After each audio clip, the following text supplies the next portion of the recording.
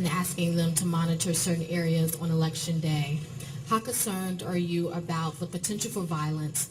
And what about after Election Day? Are you worried the results of the election may be distrusted? And for Prime Minister Renzi, the offensive in Mosul has begun. Are you concerned about what happens after liberation? And Mr. President, if you want to weigh in on that as well, I do. Appreciate it. Thanks. Okay.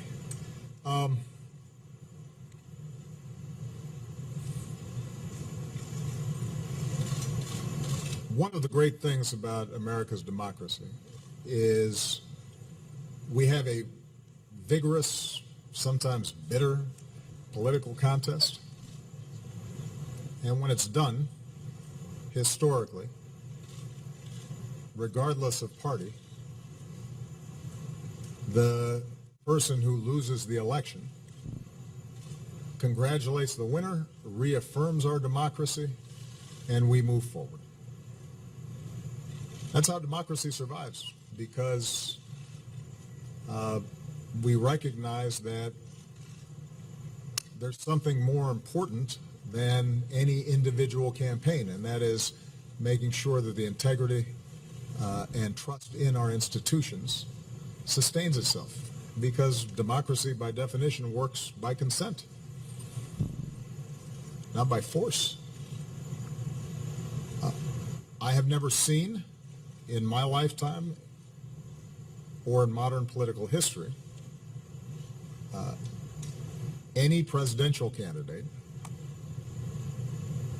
trying to discredit the elections and the election process before votes have even taken place. It's unprecedented. It happens to be based on no facts.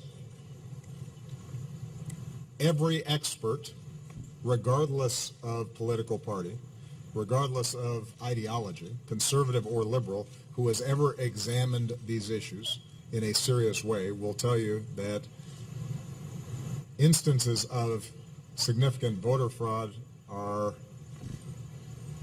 not to be found,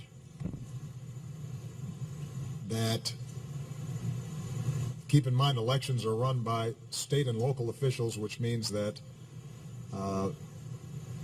there are places like Florida, for example, where you've got a Republican governor who's a Republican appointees are going to be running and monitoring a whole bunch of these election sites. The notion that somehow if Mr. Trump loses Florida, it's because of those people that you have to watch out for, that is both irresponsible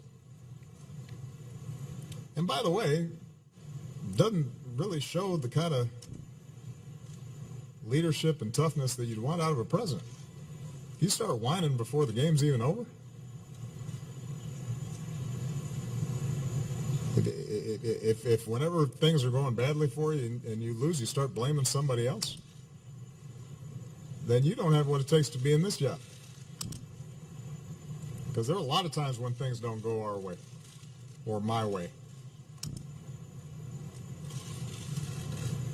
That's okay. You fight through it. You work through it. You try to accomplish your goals. But the larger point that I want to emphasize here is that there is no serious person out there who would suggest somehow that you could even rig America's elections, in part because they're so decentralized and the numbers of votes involved. There's no evidence that that has happened in the past or that there are instances in which that will happen this time. And so I'd advise Mr. Trump to stop whining and go try to make his case to get votes. And if he got the most votes, then it would be my expectation of Hillary Clinton to offer a gracious concession speech and pledge to work with him in order to make sure that the American people benefit from an effective government. And it would be my job to welcome Mr. Trump, regardless of what he said about me or my differences with him on my opinions, and escort him over to the Capitol, in which there would be a peaceful transfer of power. That's what Americans do. That's why America's already great. One way of weakening America and making it less great is if you start betraying those basic American traditions that have been bipartisan and have helped to hold together this democracy now for well over 2 centuries. With respect to Mosul,